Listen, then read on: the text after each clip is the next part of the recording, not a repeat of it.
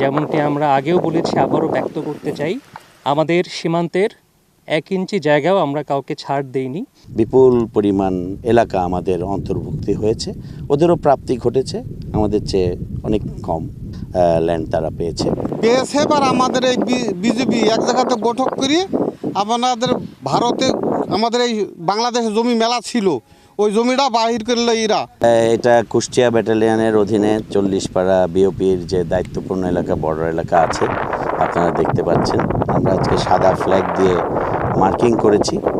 এটি পদ্মা নদীর একটা শাখা নদীর গতিপথ পরিবর্তিত হয়ে যাওয়ার কারণে আগে আমাদের ওই শাখা নদী বরাবরই এই জায়গাটাই আগে শাখা নদীটা ছিল, বরাবরই নদীর রেফারেন্স পিলারের মাধ্যমে আমাদের বাউন্ডারি পিলারটা মার্কিং করা ছিল। হ্যাঁ, এটা আন্তর্জাতিক সীমারেখা এবং এটি হচ্ছে পরবর্তীতে আমরা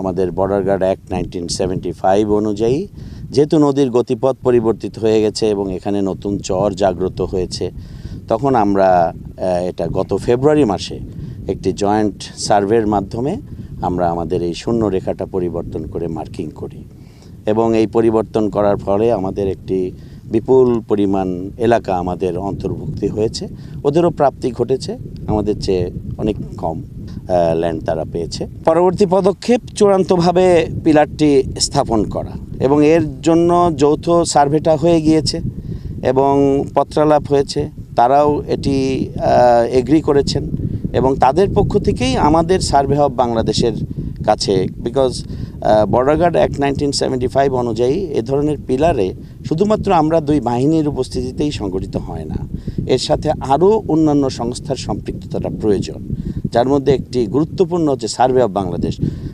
আমাদের পক্ষ থেকে, আর তাদেরও ইন্ডিয়ান সার্ভে টিম, তো তারা থাকবে এবং তারা আগামী 19 জানুয়ারিতেই এটি কবে থেকে কার্যক্রম শুরু করবে সেটা নির্দিষ্ট করে তার ওই পূর্বের বর্ডার পিলার সংস্কারের পরপরই এই নতুন বর্ডার পিলার নির্মাণের কার্য শুরু করবে, আমরা আশাবাদ ব্যক্ত করছি।